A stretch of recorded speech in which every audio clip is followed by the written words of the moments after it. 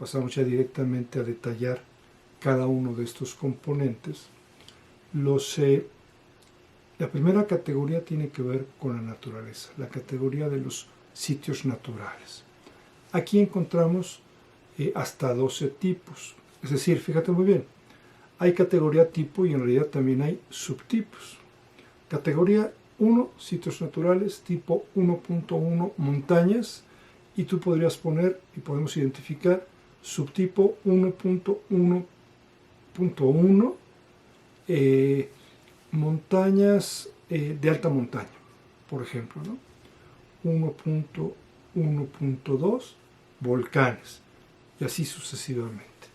¿Son las montañas un atractivo turístico? Bueno, pues sí, para algunas personas, probablemente no para todos. Sin embargo, si tú piensas en el monte de Fujiyama, por ejemplo, en Japón, pues es un ícono de aquel país.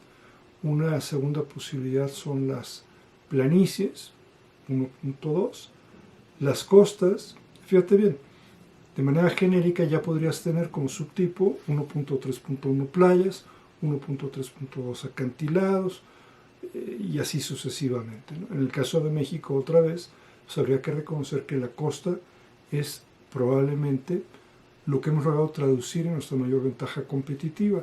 Tenemos otras comparativas, pero no han sido puestas en valor. El 1.4 son lagos, lagunas y esteros.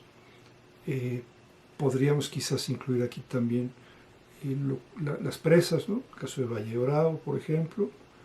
1.5 ríos y arroyos, 1.6 caídas de agua. Hay, digamos, una disposición o interés en México, pero en otras partes del mundo también, porque este sea un importante protagonista de la experiencia turística en una, digamos, dimensión de observación. Creo que el caso de Iguazú está muy bien desarrollado en la frontera entre Argentina y Brasil, las cataratas de Niágara y bueno, las cataratas Victoria en África, ¿no? Grutas y cavernas, pues también es bastante claro en México. Bueno, pues hace muchísimos años hemos tenido la explotación de cacao milpa, probablemente insuficientemente aprovechada. Hay países donde están haciendo, digamos, un trabajo muy importante a partir de este atractivo. Eslovenia yo creo que es probablemente el más destacado del mundo. 1.8 lugares de observación de flora y fauna. Aquí sí en México tenemos, bueno, el tema de mariposas monarca, el tema de ballenas. 1.9 lugares de caza y pesca. En la pesca México al paso del tiempo ha tenido sitios muy emblemáticos, muy atractivos para este deporte. 1.10 caminos pintorescos, 1.11 termas, aguas termales, y finalmente 1.12 parques nacionales y reservas de flora y fauna, donde hoy, digamos, en México tendríamos el conjunto de las áreas naturales protegidas, ¿no? La segunda categoría es la de museos y manifestaciones culturales históricas. Aquí se identifican 4 tipos. Primero, propiamente los museos, 2.1, no detallo demasiado, pero México tiene una buena colección de ellos, la Ciudad de México particularmente. Después habría que ver si las personas viajan a México para ver el Museo de Antropología o si, ya que están en la Ciudad de México, visitan el Museo de Antropología, ¿no? O sea, igual, no sé si las personas viajen a París para ver el Museo del Louvre, pero casi creo que cualquier turista que va a París pasa por el Louvre. 2.2, obras de arte y técnica. 2.3, lugares históricos. 2.4, ruinas. La palabra a mí no me gusta más lo de zonas o simplemente sitios arqueológicos.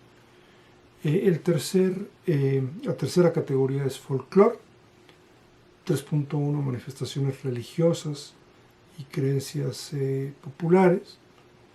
3.2, ferias y mercados. Los mercados en el mundo han tomado, digamos, mucha importancia.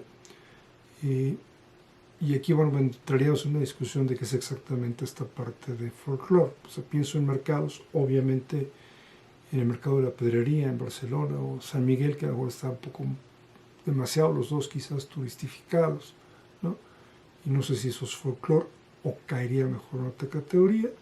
3.3 música y danza, yo pensaría que más, digamos, en una connotación de músicas y danzas autóctonas. 3.4 artesanías y artes populares. 3.5 comidas y bebidas típicas. Aquí paréntesis, ¿no? O sea, sí está claro que la gastronomía tradicional en México es muy importante, pero en el mundo pues hay otro tipo de gastronomía que no estoy seguro si lo pongo aquí en esta categoría o dónde tendría que poner. Hablaré más de eso en la parte final de este video. 3.6 grupos étnicos, 3.7 arquitectura popular y espontánea. Número 4, realizaciones técnicas científicas o artísticas contemporáneas. 4.1, explotaciones mineras. 4.2, explotaciones agropecuarias. Pienso en un viñedo, por ejemplo. 4.3, explotaciones industriales. 4.4, obras de arte y técnica. Y 4.5, centros científicos y técnicos. Finalmente, la quinta categoría es aquello que no sucede, digamos, esporádicamente, eventualmente, sino que responde a una programación. Son, como su nombre dice, los acontecimientos programados. 5.1 de tipo artístico, 5.2 deportivos. Ahora nos hemos enterado la posposición inédita, por lo menos en la era moderna, de unos Juegos Olímpicos. 5.3 ferias y exposiciones. 5.4 concursos. 5.5 fiestas religiosas y profanas. 5.6 carnavales y 5.7 otro tipo de acontecimientos programados. Para cerrar el tema, simplemente no agrego mucho más, nada más quédense, si alguna vez les pregunto si hay diferencia entre atractivos o recursos turísticos, ¿qué me tienen que contestar? Para efectos nuestros no hay diferencia. Por cierto, paréntesis, ¿no? Eso mismo les pregunté, les dije en la primera clase, la diferencia entre planeación y planificación. Para efectos nuestros no hay diferencia, y sus respuestas en el examen, prácticamente todos me dijeron que son cosas diferentes. En fin. Segunda pregunta, ¿dónde se ubican atractivos que pueden caer en dos categorías? Aquí, digamos, lo que hay que buscar siempre es un tema de pragmatismo, pero ¿dónde está la dimensión más visible, ¿no? Un festival de comida es parte del folclore, o porque es en cierta época del año, es un acontecimiento programado. O la Feria de la Trufa, por ejemplo, que se celebra en Alba, en Italia, en los meses de octubre más o menos, es un acontecimiento programado, o deberíamos incluirlo más en la parte de lo que tiene que ver con usos y costumbres locales. Pues yo diría, seamos pragmáticos, no es ciencia esto, eso es importante que lo tengamos en cuenta, simplemente sentido común. Finalmente llego a hablar un poco de limitaciones del modelo de Bouillon. Sí me parece que estamos aquí en una propuesta muy valiosa, vigente, digamos, porque nos permite articular un método, pero yo creo que ya rebasado, ¿no? Sí que de pronto pienso muchas cosas, lo que antes decía, la gastronomía. Bueno, nos alcanza con lo que tenemos esta clasificación para poner los diferentes ingredientes gastronómicos como atractivos turísticos, el patrimonio gastronómico en su conjunto, todo tiene que caer en folclore, o merecería buscarnos un hueco en otra parte. Si las personas viajan por razones médicas, ¿dónde está el atractivo? Esta pregunta, que parece muy sencilla, abre toda otra discusión, y es, parece que las categorías propuestas tienen que ver más con el turismo de placer que con el turismo de negocios, de reuniones, el turismo médico, en donde sí que hay otras razones de viaje que probablemente no responden con esto. Una última reflexión, y lo dejo aquí, es que a veces también es posible que otros elementos de la planta turística tengan el carácter de atractivos. Originalmente uno pensaría que los restaurantes pues no son parte de los atractivos, sino que están en la parte de equipamiento y de servicios, ¿no? Pero si les digo, oye, es un restaurante 3 estrellas Michelin, la propia definición de un 3 estrellas Michelin es aquel restaurante al que las personas van porque merece la pena viajar de donde estés hasta visitarlo, ¿no? En el mundo hay quizás 120 o 130 restaurantes 3 estrellas.